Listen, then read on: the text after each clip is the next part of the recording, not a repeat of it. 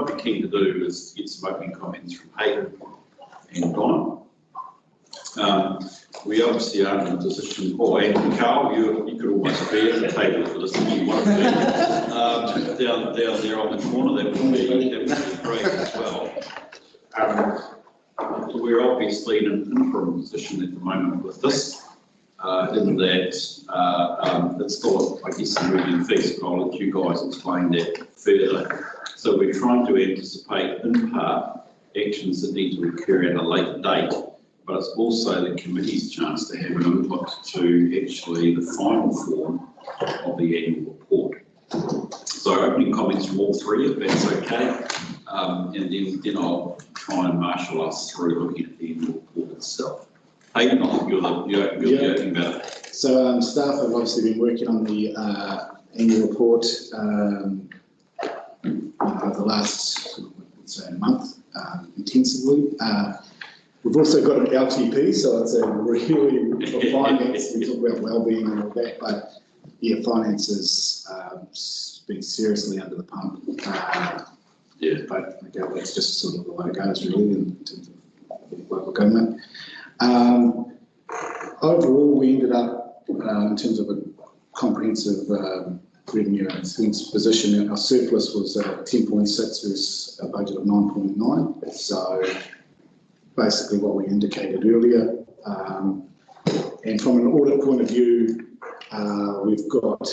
we're basically closing in on sort of the last few sort of queries and that. So we're not miles off from sort of finalising the document, but as you said, it is an interim annual report because we don't have the clearance yet. But to date, there's been nothing significant that has come out of the audit.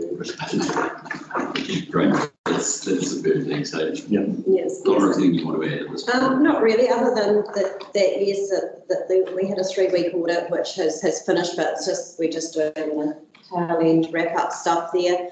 The team have worked through pretty much all of the audit queries. It's just now in the process of feeding that back to audit, giving audit a clean copy for them to go back and check that yes, that we have made the recommendations that they have asked us to make. So from here, basically from this version that you see here in your pack, any changes that we make between now and signing for council, we will table in a report for that council, so it will show the changes that we have made. So you can be clear that when you're endorsing this version to council, that it'll be with any changes that are made subsequent will then be tabled at council to look at there. Just remind us, the council meeting that we're planning to hit is the 27th of October. 27th of October, so the end of the month in effect. Rightio. That's correct. Carl, any sort of update things you want to give us at this point in time? Gee, I concur with everything they've said so far. We're just running through, I think, our processes as well in reviewing the file. We haven't identified anything significant at this stage. We're just following up, like I say, on some of the disclosure amendments and the inclusion of the COVID notes and those kind of things that we've got. Here and there's a number, but nothing material, significantly wrong at this stage.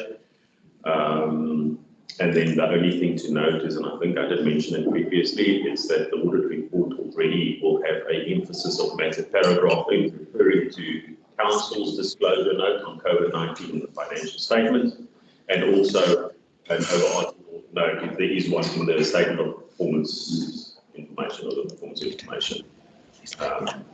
So those are the two things that you can be on the lookout for. So I guess we go through this, Carl, I will be keen if there was any thoughts that you had that I haven't quite cleared closely at our COVID disclosures.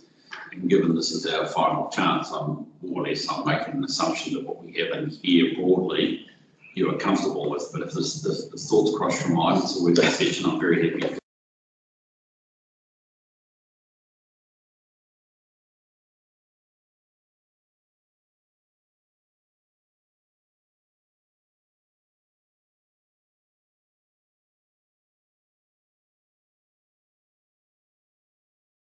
policy just prior to signing.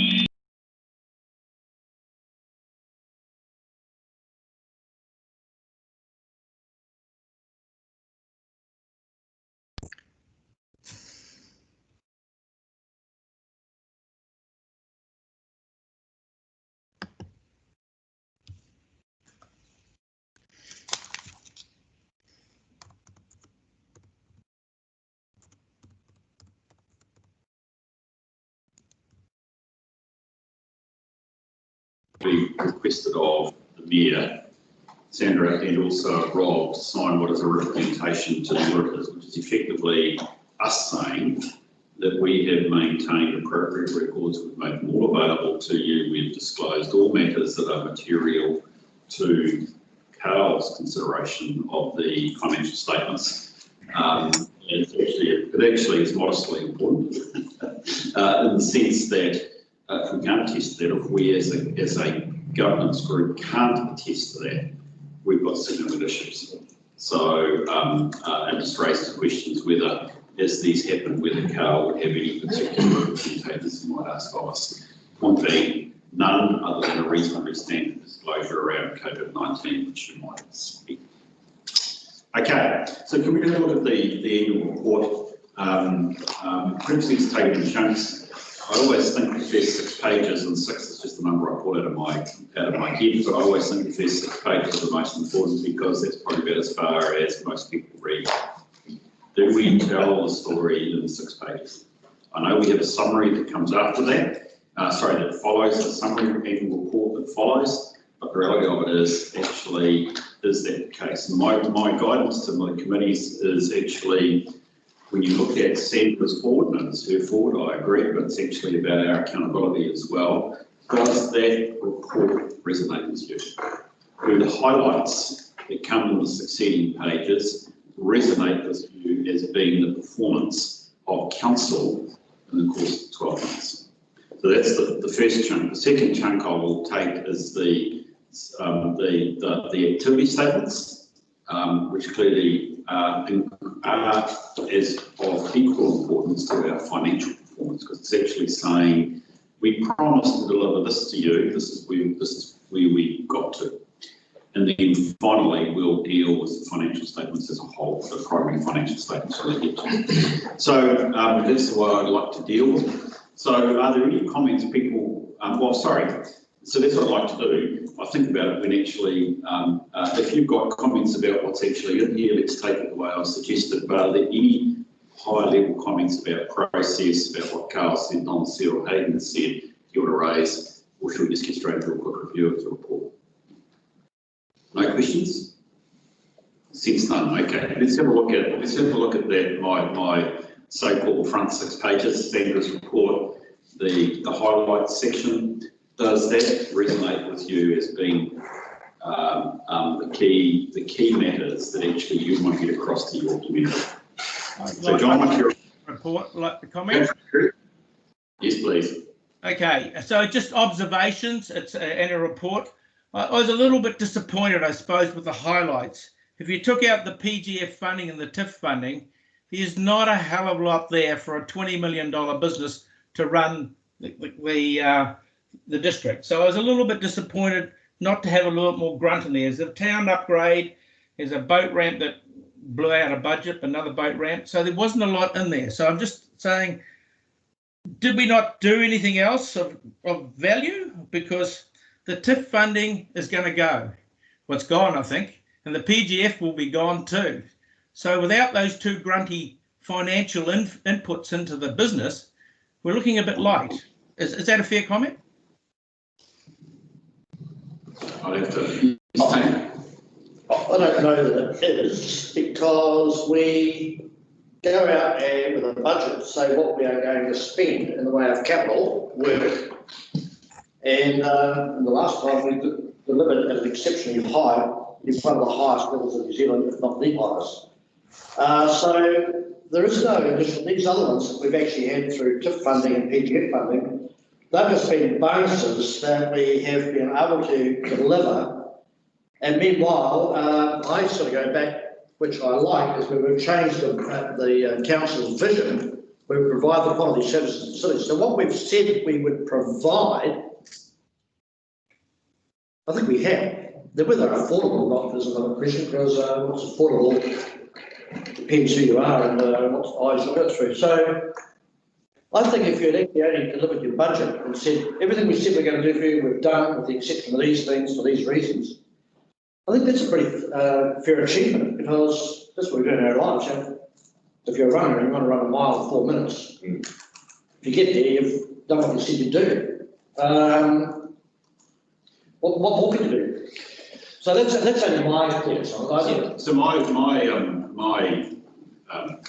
comment too is actually, my mythical 6 pages is actually the first 11, and I'm conscious that Rob and Sandra are trying to do a highlights of what follows in the subsequent 4 or 5 pages of the annual report. So I think if I could summarise it, Terry, your point is, have we really got the big picture statement we need to have, or we would like to advise Sandra to have inside a report, which, if I recall, your point is actually we have delivered. And I'm wondering whether in fact that's accentuated as strongly enough in the report. This is not advice, it's to enable Donna and Rob to consider.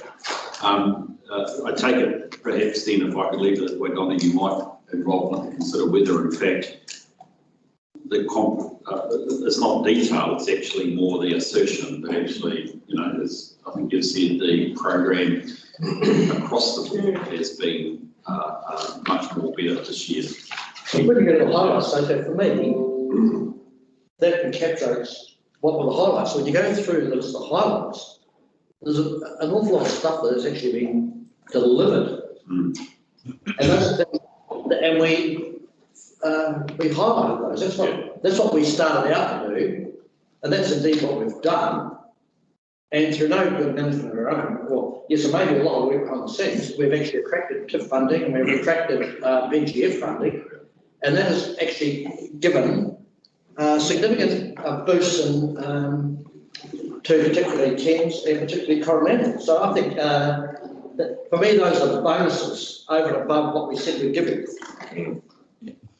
Can I offer a perspective? Yes, Carol. So reading through this, and certainly in the conversations that I've had with people here at Thames, there's a really big perception that we spend a shit ton of money over your side. That's there, we don't spend anything here. And so when I read this highlights and I say, okay, so Sugar Life, that's up north, Tyro, that's over your side, Royal Believe over your side. This highlights reads like we spend a lot of money in places that aren't Thames.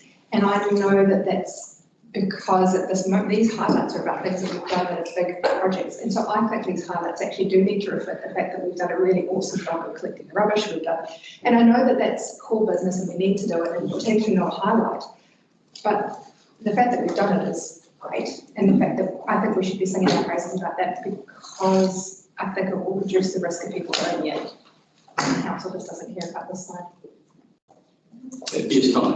I would just like to add something to this discussion, if I may. I think we need to keep in mind also the purpose of an annual report. And the purpose of an annual report, and I'm putting my auditor's hat probably back on here a little bit from back in the day, is it isn't a document. It's a factual document, so you need to, and it has to be a document that is gives a fair and consistent message of what has been done and what has been achieved. So it's not a document for like a marketing document saying how well we've done at this or how well we've done at that. It needs to be factual, but it also needs to be moderated in a certain way. I really think we should take the opportunity to sell ourselves well every opportunity we get. So, like one of the highlights for Coromandel was apparently it's seat refurbished at the Colton Cemetery. That's a great thing. We must have a better highlight than that. Where do you get these highlights from? They come. Do you go to the local area offices? Yes, so the strategic planning team spend a lot of time talking with staff around, what has been done in that area. Yeah, And also a lot of it comes from the quarterly reporting that is done as well throughout the year. But I'm really happy to have suggestions, even here today, if anybody thinks that there are something that's really important in the area that's missing, let us know now. yeah, And we because can it's put it in. the big stuff of how we do well that we've got to sell, get bad publicity without even trying, and it's just a document that we should actually have some real good. So my suggestion here, Don, because I think otherwise I need to invite members if there are particular highlights that you think you need. I think we need to do that offline. But I'm wondering quite frankly, and Rob, I'm looking away because this is yours and Sandra's report. If between COVID-19 and the highlights, there is a more comprehensive statement about our performance, which is presumably that we are confident or something that we've delivered the services as planned, including the day-to-day stuff, which Robin, you wanting to emphasise is important to the teams and the inside as it is to the east, as well as also the major projects and whether the 6 or 7 bullet points there reflect that, and I'm making some broad assumption it does. There's also, of course, the highlights section that follows before, but I sense from it, and it goes back to Terry's original point along with Robin's, that actually there needs to be a sense that we have had a program, we've had a plan, and we've actually delivered on it. To the extent that it's relevant to say, Murray. I'm just going to illustrate your point, and I see a Thames-Coromandel, but then I look at water supply, and we achieved treating 6 billion litres of water this year. Yep. Yes. Indeed. Well, a Thames-Coromandel doesn't compare with treating 6 billion litres of potable water. And those are some of the things I'd like to see, because we took 13,000 tonnes of rubbish off the peninsula to landfill. Yep. Sorry, I'm getting back to the same point I've been harping on for ages, because people out there have no perception what we do, and they see a statement. I read this and I think it's said, so what? But I look and saying, we covered 550 kilometres of water main within the council district and maintain the supply. That actually puts some reasoning around it. And that's I harp on about it, but I think we've got to get those. No, absolutely. No. There are so many good stories in that, the tables about the community spaces. Right. You can give people So let's remember this is a forward, it's a high highlight. Highlights section, but I think we've given Donna and Rob a relatively strong sense that a tweak here would be good, unless there's any other comment I would just like us to move on. Okay, so we look at something in there. Can I go to the activity? Oh, sorry. The only other thing then is at the summary level, we choose, and I don't think it's necessarily wrong, to disclose the industry disclosure requirements of the department, which are the bar graphs, the black and green and the odd orange.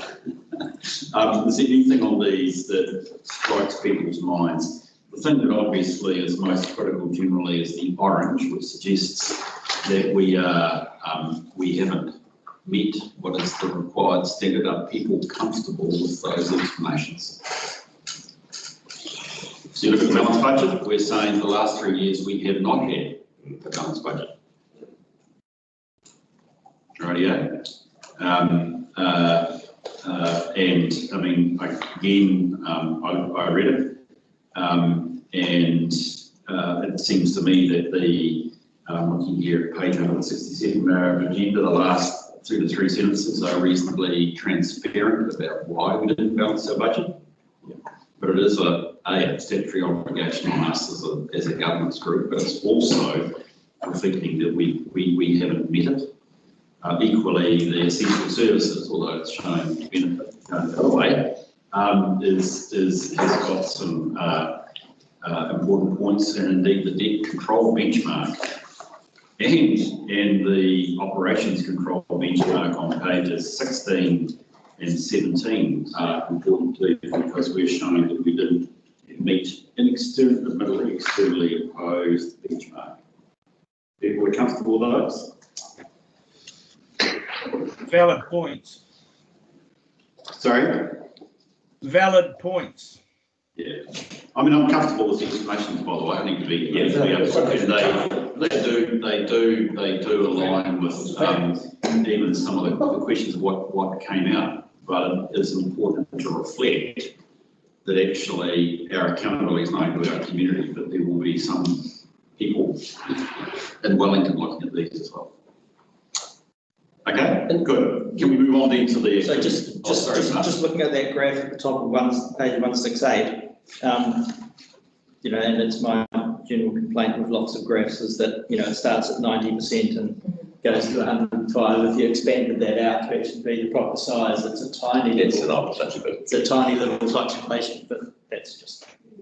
And believe you me, even the colours are dictated in these graphs. By the way, the graph, the nature of the graph and the colours are dictated in regulation.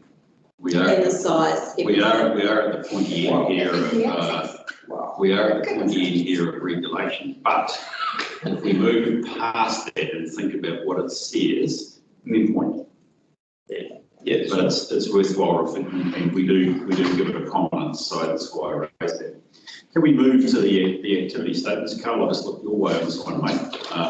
We work here on page 171 of our agenda, or I think it's 18 of the annual report. We have a general disclosure around COVID and its impact on our activities, our actual levels of service performance, the leaders that would have delivered the response times, etc. to everything. Does that, you know, without making me say this is your opinion, Carl, is this the sort of thing that you'd be expecting out of us?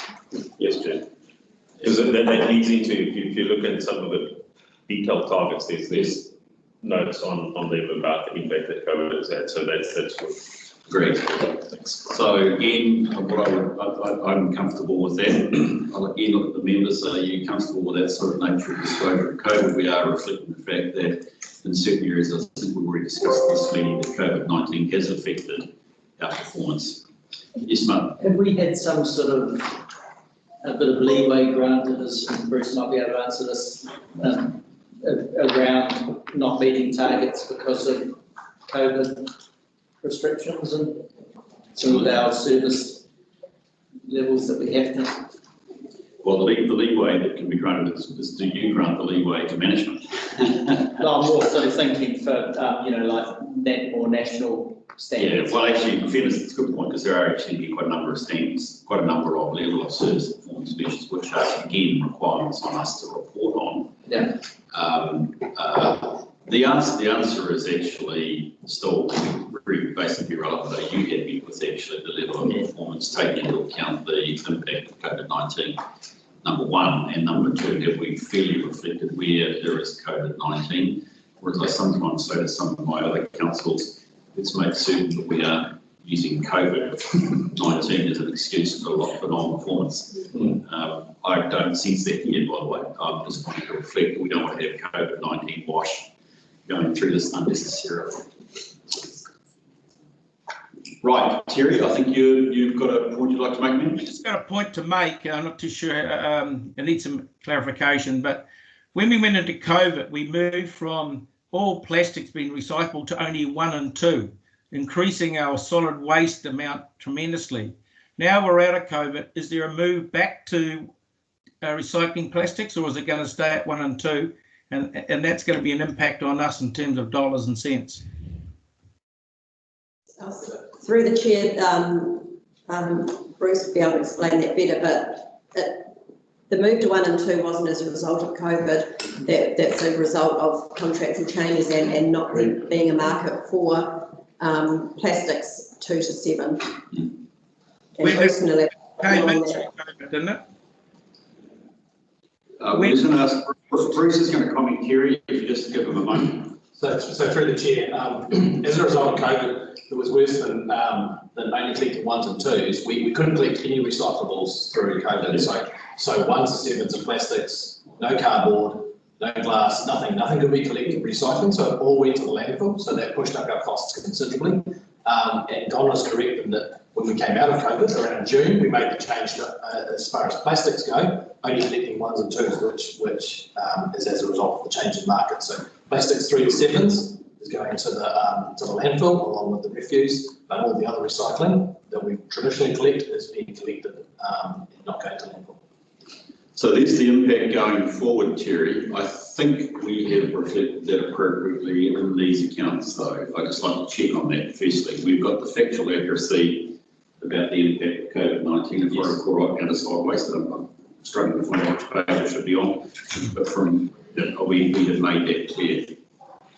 Yeah, thank you. Yeah, let's clear that up. It is an impact going forward for sure, and something that council needs to consider of how to deal with it for sure.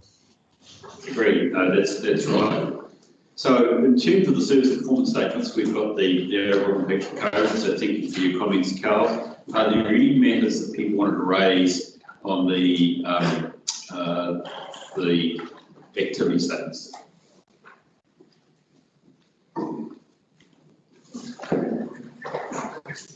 Look, to be honest, I've got a few questions, but I don't, these sort of detailed little thingies. I'm just trying to make certain I understand why a number is a certain number. I don't think I need to deal with that here, but I've got one around the emergencies not achieved to support the communication. Can you give us a page, please, Terry? Sorry, 176. 176, thank you. Go for it. Just when they're not achieved, I'd just like to hear a story about them, you know, what's going on, so we're clear. So this was one about the respond and recovery for emergencies. Is any comment made by somebody on this?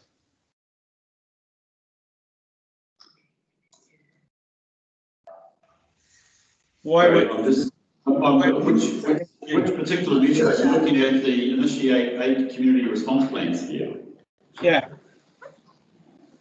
So obviously they're not achieved. I'm just wondering what's the reason around that? From my perspective, I haven't got the actual answer because I haven't asked Gary, but my initial response to that is that we wouldn't have had time because of the 6-week lockdown. We would have done the 7, but we would have run out of time with the staff resource that we have available to initiate those plans. Plus, we wouldn't have been able to even speak to those communities during the lockdown either. So that would be my initial response, is taking that 6 to 8 weeks out of our work program has meant that one of those plans wasn't able to be initiated through the process. I understand that, and but with the mindset of what's gone on recently down with the fires down in South Island, these response plans are pretty important. So I would expect that would have some traction going forward to complete those. Yeah, look, Terry, I completely agree. What I would say is that our community response plans are actually sort of really good compared to most local authorities. We have an emergency management unit that is sort of operating at the upper end of excellence, let's say. Okay, so Donna, just a suggestion there from Terry, if you can take this on advice actually to indicate, assuming the COVID-19 response sounds incredibly valid in the situation, you take it at such a percentage of your total year, it may well be that's the reason that we're at 7, not 8. Yeah, I just like to highlight these things. It's just quite important to raise them because they're not achieved and get the answer. So thank you. Yeah, good point. Any other points from people on the activity statements?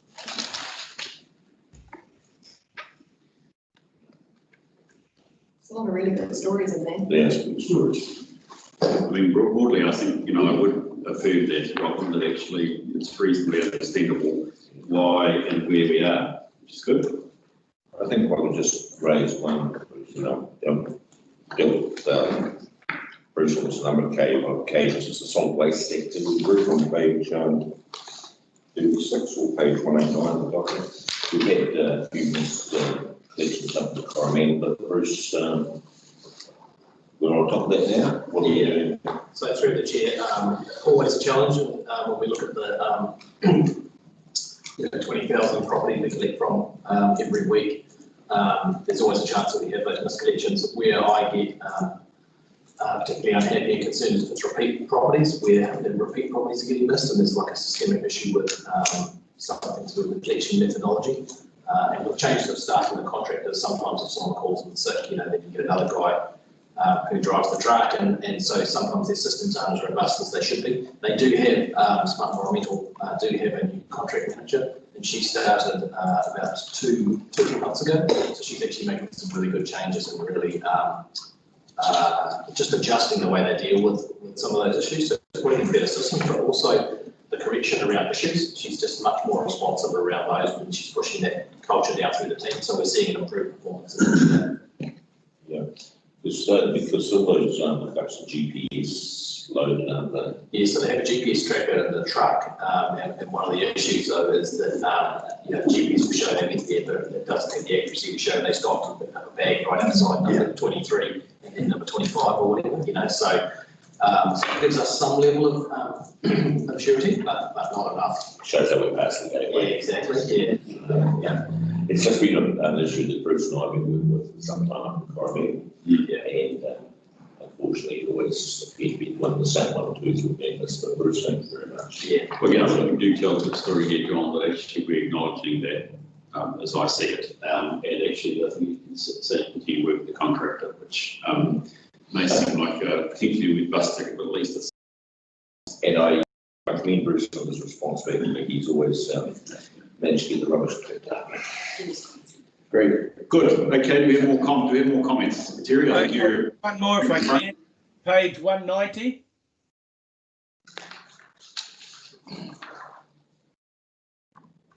And really, this is just a raise, and Bruce will be able to talk us through the 80 enforcement actions issued from Regional Council, I presume, over consents, and how are we dealing with that going forward to manage this in a more acceptable way, I suppose. So through the chair, we have 8 comprehensive stormwater discharge consents around the district. So they're all exactly the same.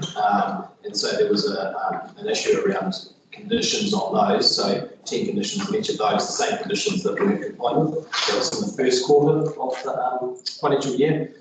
So as we've talked about in the past, we have had a project working through that, which continues around resource consent compliance, and looking at the 2,500 resource consent conditions that we have across the 3 waters and harbours activities, and making sure we've got much better clarity and systems over the top of those to make sure that things are slipping through the cracks. We know about them and we can put corrections in place. So we've done a lot of work in that space. It's taken a lot of resource, additional resource and money to try and move forward in that space. So it's still a work in progress. We wouldn't say we've cracked it 100% yet. A lot of the conditions are around provision of data or reporting conditions. So they're most often not actually impact on the environment type conditions. They're more around the provision of reports, those kind of things.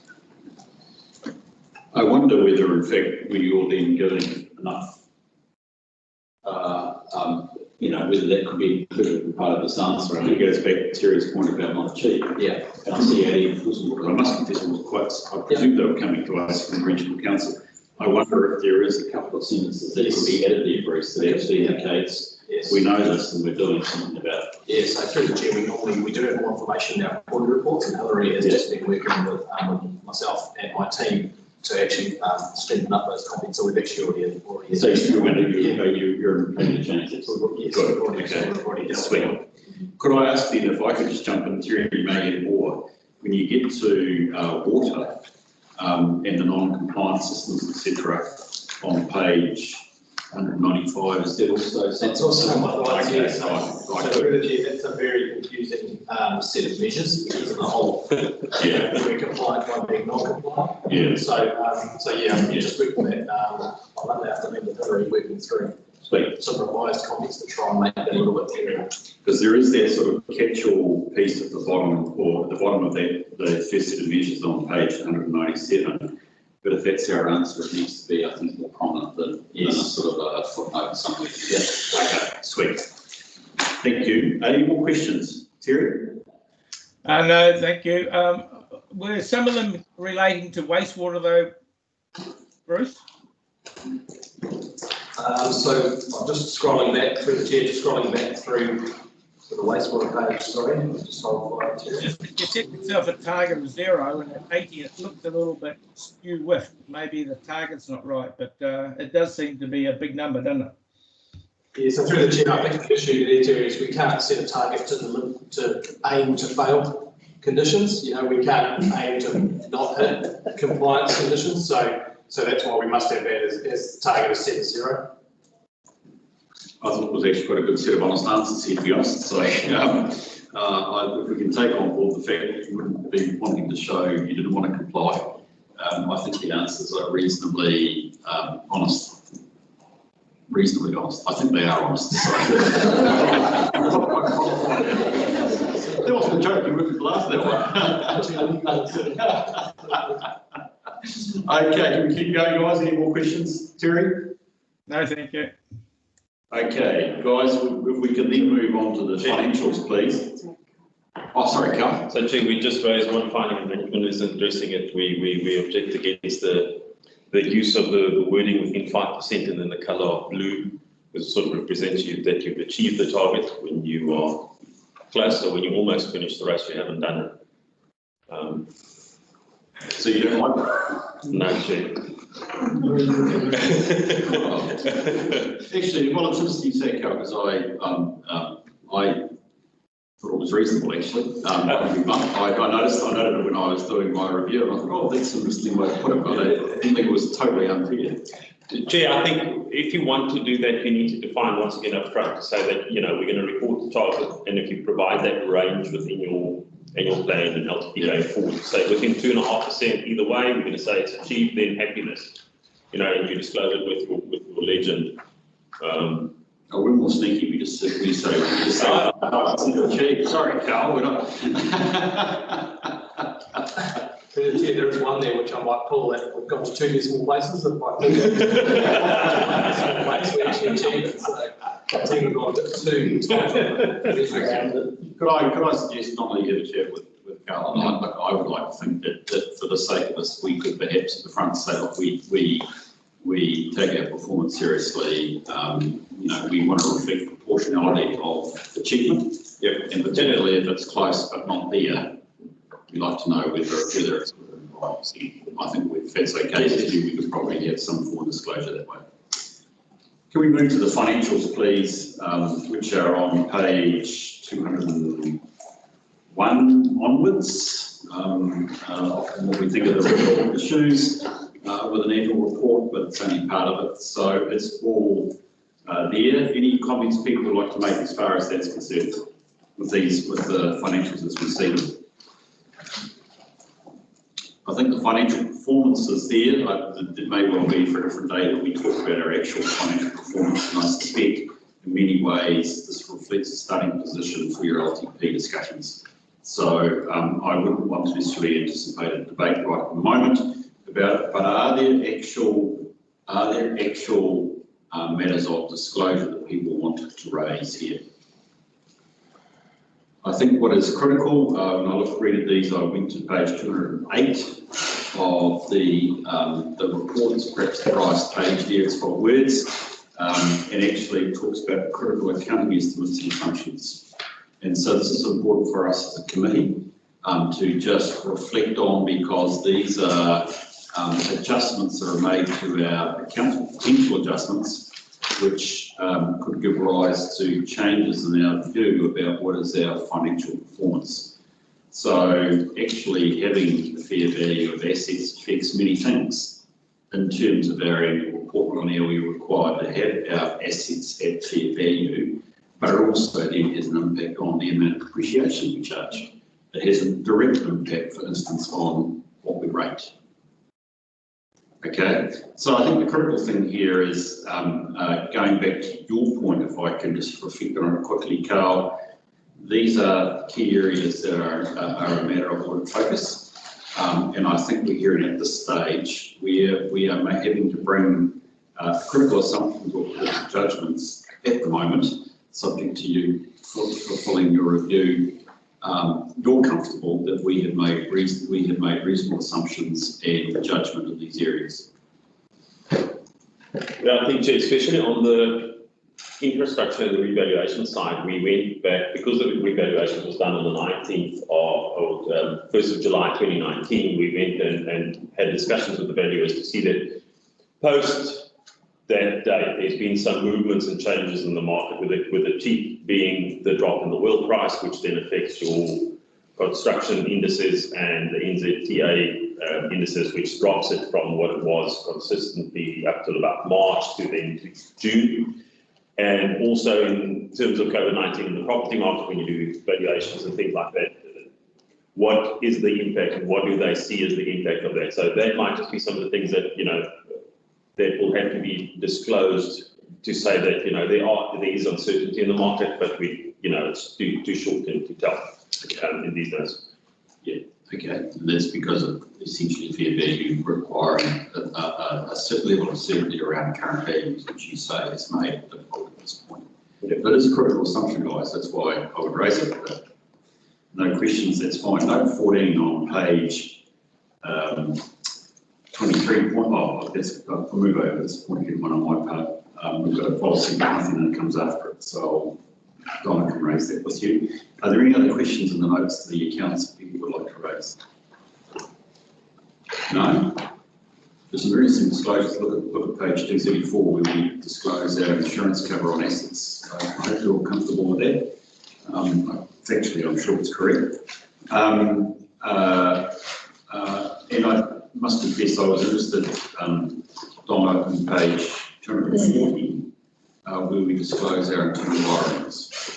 And we're starting to think about this as being incredibly valuable information again for us as we start thinking going towards the LTP. What is the effectiveness of our community versus what is the effectiveness of council itself? It becomes very important to note. I had no particular concerns about the nature of the disclosure that was there. Okay.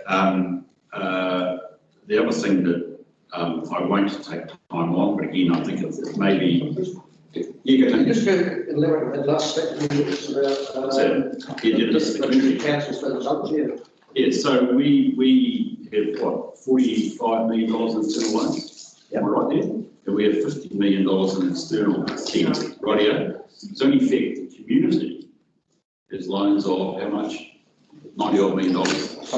Yeah. Exactly. So that's what I'm wanting to reflect on there. Sorry. Yeah. Yeah, through the chair, that's not quite correct. So we have our internal loans are around 77, and our external are 61. Yeah. Now back against that, let's be honest, back against that, we do have investments as well. If we think about it from a council perspective, there is clearly some assets that get back.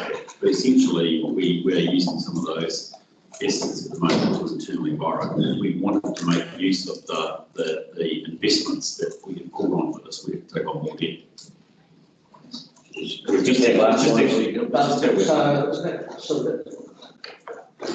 I said, this is what our finance policy needs us to do, because you go to another council and have no internal borrowing. Everything will be externally borrowed.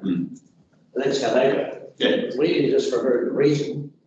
It may not be so good now because of the cost of borrowing, but it's what it is. Oh, yeah. And this will change the finance policy. Oh, no, I agree. Oh, sorry, I understand that. Actually, and I'm not trying to say anything else other than saying there's valuable information about actually how our financial strategy is working out. And we need to be comfortable. I mean, there is a question mark at the moment, why would we have it all on external borrowing at the moment, given the historically low rates? But that's not a question for here. My point is, we've got good information here, ultimately affirmed by the auditors, which we should be aware of inside the report. I appreciate that I could be opening a can of worms by making the odd statement about what our strategy is. That's not the purpose of this item. If there's anything else here that people would like to know, sorry, because I was going to say the other thing, at the risk of being controversial, Tony, is very interesting to also read the information around the reserves. And perhaps a different meeting, it would be good to talk about what are those reserves, why are they there, and actually is there cash there, or what is the story? Different debate for a different day. Terry, again, please, questions, mate? Yes, and I just can't quite remember where I read it, but it was about the seismic management for earthquake management of our buildings. Has that been brought up, or where are we with that discussion? I don't recall that from the annual report. Can somebody help me with this? But the annual report or a different discussion? I read it somewhere that was part of. I can't remember. Sorry, I can't remember where, but there's a responsibility for us to look at that seismic issue and where it goes. Has that been considered in the plan? Sorry, Terry, if you could put me to the part in the annual report, I could probably comment on it. So I can't. I have to look at it. Just something that twigged me, and I wrote it down in my notes to raise it. So maybe I just raise it as a point if I can't find it. That has this been considered? Okay, can we take that on advice as a question? We can get back to you. And Donna, if we could ask you to have a look at what, with Terry's help, what may or may not be concerned here, that would be helpful. Right, there is technically a chance for Council on the crack at this when it looks to adopt the annual report on the 27th of October. But I think if I could ask you to do a bit of homework, which is probably the one, there are some minor changes we talked about. The substantive one is to request that Sandra and Rob think a wee bit about a more comprehensive statement up front about the performance and the totality of the service actually delivered. Seems to be a reasonable request. I just wonder if we could then move to the resolutions, please, for this, which is that we receive the report and second we recommend to Council its adoption. Sorry, Chair, we've communicated some additional disclosures, things that happened post-balance sheet. All right. So it specifically relates to the weather tightness claim. Give me a page, please. Hang on, I need to go between two documents. So page 246. Yes. So it's just need to include there on the weather tightness claim that there was uncertainty at the end of the period, but there was a notice of discontinuance signed on the 30th of September, which has now removed uncertainty, and Council is no longer subject to legal proceedings of this nature. So that's the one. The other one is the inclusion of shovel-ready projects in commitments. So we've issued some guidance on that. And then the last one, Chair, we will need to make some disclosure. Yes, yeah, good point. So, and then the last one relates to note 31, which is not on page 261 because it's still not there. Yeah. So just a disclosure note on COVID-19 impact. So it's just easier if Council has one note and then that note refers to the different notes where COVID-19 has an impact, as can be seen from the budget periods already. Then our audit report will just refer to that. If it's not and it's all over, then I have to refer to every single note that it's in. Makes the audit take longer.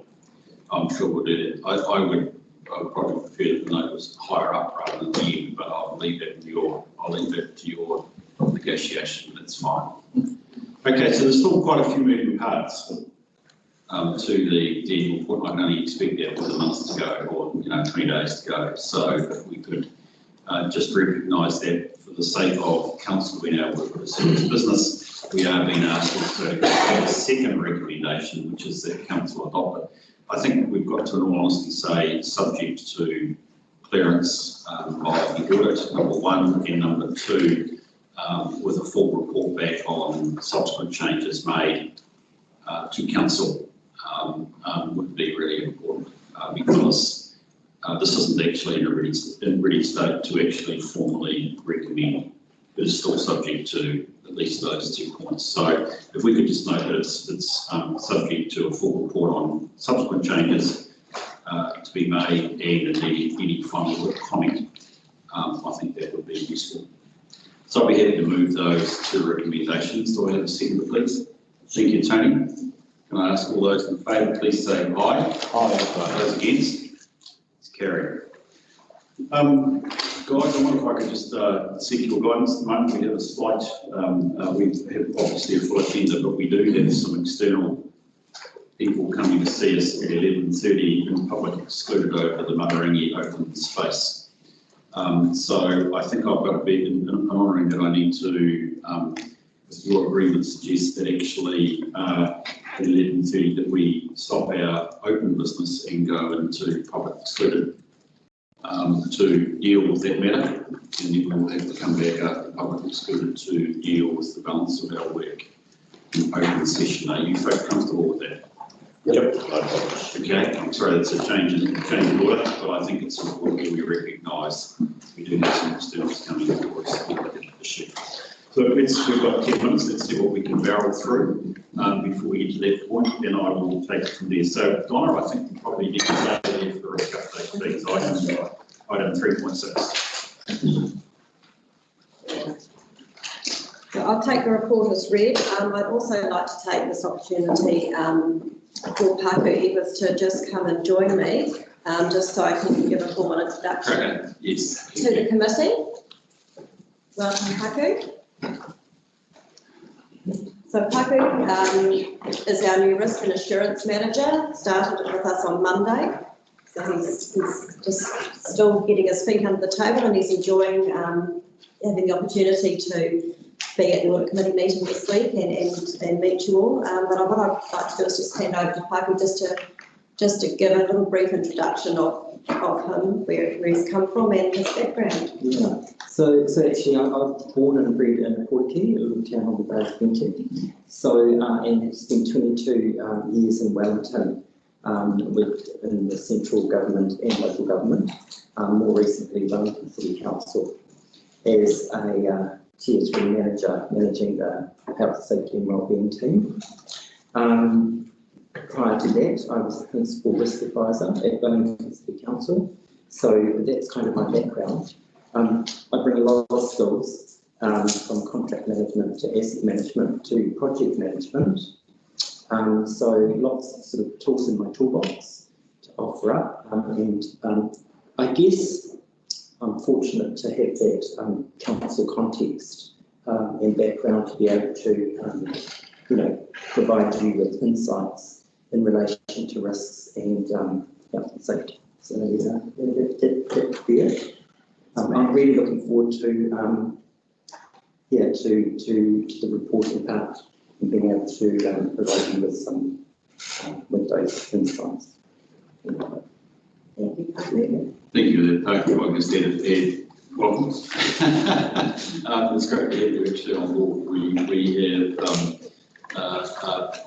We're looking forward to what you can add to the assurance, particularly the assurance side, let alone the risk management side, the assurance side that this committee can take from your work. And we'll be very keen to see the fruits of that labour here as well, which will be great. So I hope you're settling in and great to have you on board. Donna, risk update. So the risk update. So we haven't got a lot of change on here. We just have one new emerging risk on here, which is the Nauru Bay and Thornton Bay ultra fast broadband pilot project.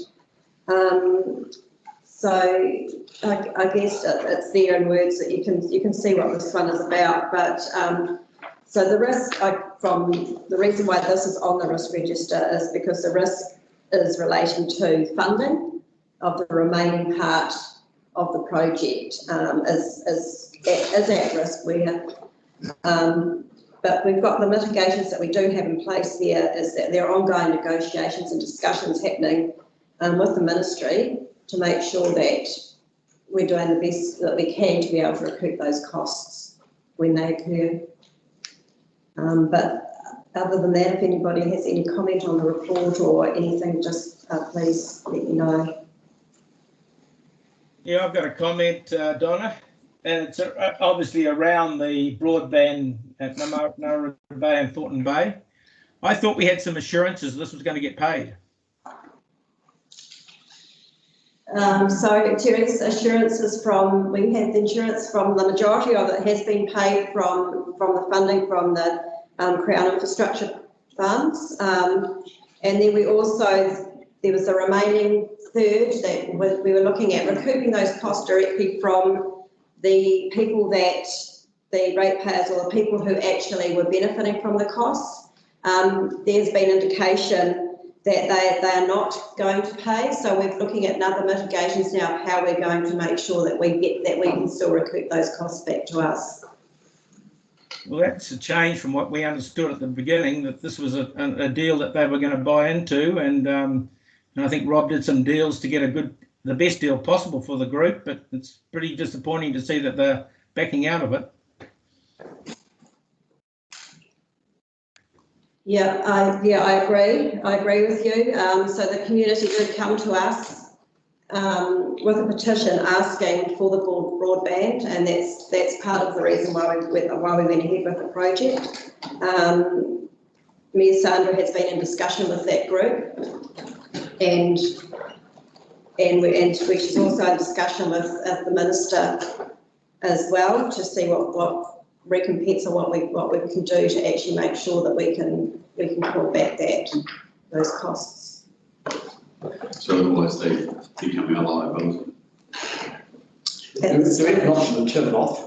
For me, I'd like to take a blunt instance. I'd like to say either, because we're curious.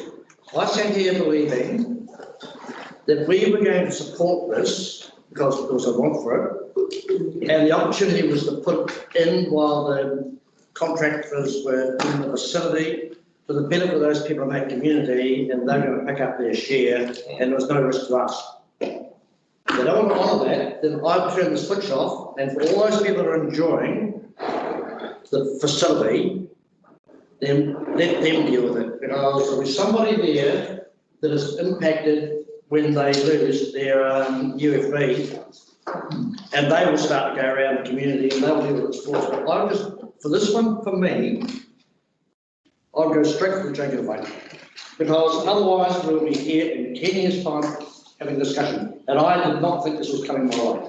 Yeah.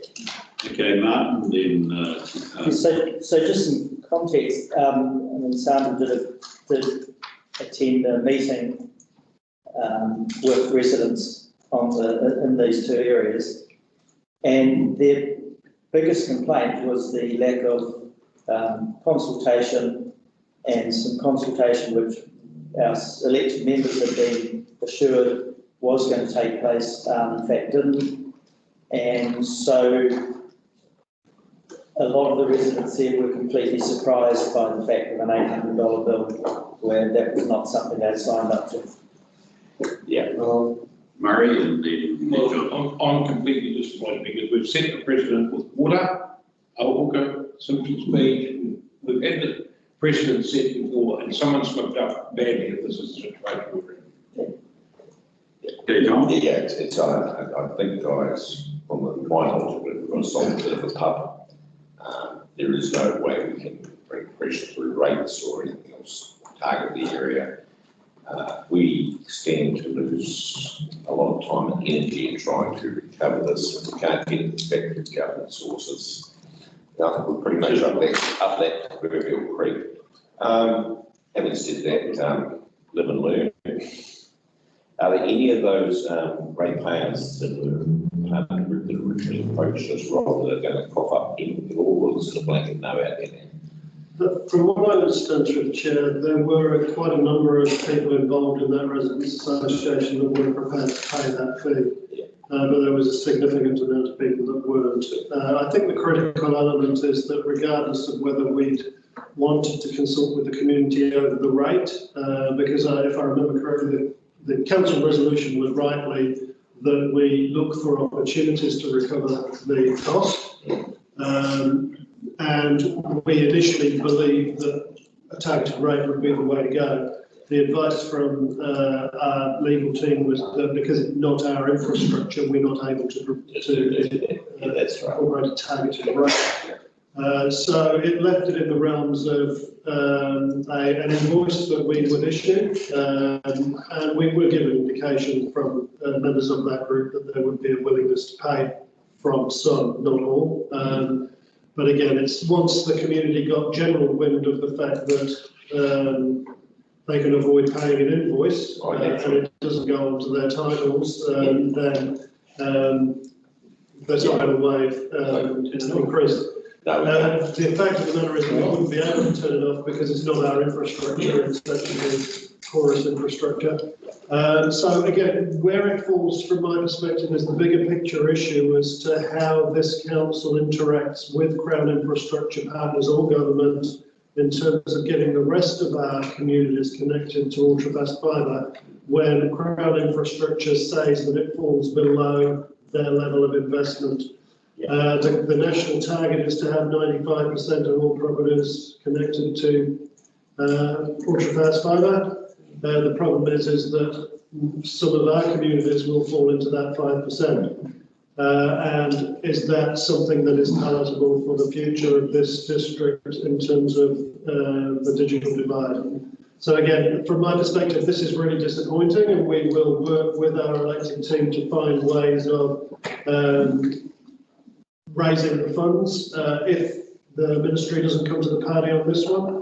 But we will continue as staff to work with the various stakeholders to see how we can change this particular dynamic and how we can get our other smaller communities that fall below this investment threshold from Crown infrastructure, because there are many communities around New Zealand where Crown infrastructure have under the PGF funding regime funded this type of activity. yeah, and I've read so many reports lately, Rob, there's something in there about council taking on that sort of responsibility and assisting those small communities. I'm not uncomfortable with this, just a little bad taste how it actually got sold to us and then the rug ripped out from under us. If I can say one thing, Rob, from myself personally, if we can get it from the Crown entity, that's great. I wouldn't go wasting too much energy and time trying to pursue the residents because, yeah, they just couldn't pay those invoices. And we have no leverage on them. Right, let's recognise it's more than emergent risk exception event. We've got non-payment effect, not strict non-payment. I think it's quite correct. We agree. Two things. One that I think the second one we've had today, if we keep a watch on this one, please. Don. Secondly, that we recognise there is more action being taken, if I understand it correctly, in terms of negotiation discussions with Crown infrastructure partners over presumably a level of recovery on this, not complete payment. And I think we need to observe that. Sorry, Tony. Yeah, mistake. In hindsight, we should never have done it without still having a stamp on, so who's going to pay for it? I've got a real gripe with me paying my rate to provide that 10 people in that bay. I noticed actually that it was called a pilot project. So what was your risk appetite going into it? What we were given? Oh, there was no risk to me. No risk. It was organised. They wanted it and we're paying for it. And we were going to facilitate it by putting the funding or the securities behind it to get it to there, and then people are going to benefit from it and they're going to pay us. That is how I understood it, for right or for wrong.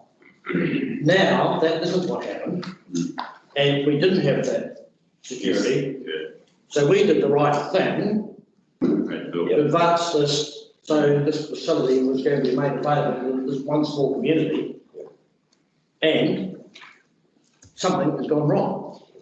But me personally, to think that I'm paying for that is just not on, and we need to find a way to make the case. Can I ask for a clarification, because it is not 10 households. How many houses are involved in this? I believe it's 227. Thank you. Not many. More than 10. Well, it's more than 10, but 220 out of 30,000, to me, is a number I would actually add up. 127, what Yes, of course, you're in the area you need again. Yes. Well, I have to pay for it, I want it, like everything else in my life. So we are trying to pursue the individual ratepayers for what was previously the agreed contribution. Not at the present time. So Rob was right when he said that when it was brought to council, the resolution was that we would pursue and have been looking at different ways of cost recovery. So one of those cost recoveries was a targeted rate, which we did look into and do. And we did look at any other ways. We looked at talking to Chorus to see if there were ways of, basically that they don't get connected until they've paid that portion of it. So we've done quite a lot of work in trying to pursue and look at other ways of being able to recover those costs. And unfortunately, what we fell back, what was fallen back onto was under the debtor scenario. So the commercial proposition here is people aren't prepared to pay their $800. They don't want to join. They're not looking to pick up the service. Oh, yeah, I'll use it. The issue that we have with that though is that service is not provided by us, it's provided by Chorus. We were the middleman in this. Yeah.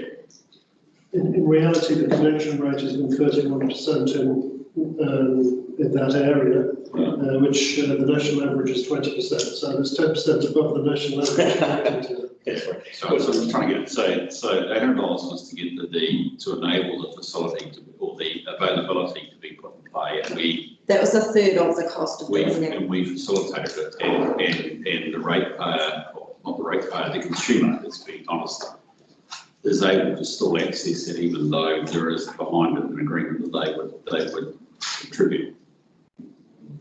That's pretty serious, isn't it? It's 180,000, am I right? I believe it's around about 60. I don't know my maths is a bit slow today. 240,000, yeah. Yeah, okay. So yes, risk, next steps are, sorry, just for clarity, next steps are what? We're talking to Crown Infrastructure Partners to see if they might increase the size of their lot. Right. Well, we wish you well, we're very keen to hear how that goes. I think CIP did announce some additional funding for the situation, so it's not like we're just going to them saying, can we just have some more? It's like, you've made this fund available, can we have some of that? I believe That's correct. Yeah. I can't help but feel there's also something about the reality with the community if they were prepared to engage and commit and then to review. There's something there that I think has to be communicated. It's not right. Okay, is there anything else about the, sorry, Donna, I was conscious of the issues here, the timing, sorry, is there anything else that people would like to raise about the risk? We agreed that one extra one should be added. I can't remember what that was. That's the Three Waters reform one. We did bring last time, it's still open on the risk register, but happy to bring that back in through. I think we could do that, please. But I have some other questions, but they're not ones that say they need worry us. But I think I'll raise them with you, Donna, afterwards, because I think they're relevant to things like the LPP in terms of our risk appetite around performance or non-performance. So I think there are some issues in here that are very good. But I'll leave it at that at this stage unless there are other questions people would like to raise in terms of this report. It's just on risk number 11, climate change impact. So the third paragraph in the comments says, comments have been provided to the consultant. Once completed, it will be presented to elected members for consideration. But I'm assuming that we'll be going through the greenhouse gas reduction working group that set up. I might just refer over to Stephen Hunt for that comment. Is that referring to, I think the answer is yes, after this meeting, but is that referring to the greenhouse gases inventory from GHD? Yeah, yes. And here it is here. I'm just reading it in anticipation of the meeting after the order of the risk. Thank you. Well, good say. Well done. That's good. Okay, thank you very much. Can we just move to the resolution, please, then, which is to receive the update. Thank you for the discussion. That's really important. I'll move from the chair that we received the report. We'll have a second, please. Thank you, Murray. All those in favour, please say aye. Aye. Those against? Carry. Right. I'd like us to move into item 3.11, please, at this stage, which is the resolution to exclude the public. As I said, I think we need to change it in honour of our external parties that come to see us over item 4.2. My proposal is that we deal with all matters that are under the public excluded before we go back out into open session. So under item 3.11, we have a resolution to exclude the public for the reasons that are stated from the chair. And that Importantly, as a second point, that Alison McCormick, Ross Green, Mark Bedford be permitted to attend the meeting after the public has been excluded because of their knowledge in relationship to the matter, which is we will hear from them and invite questions of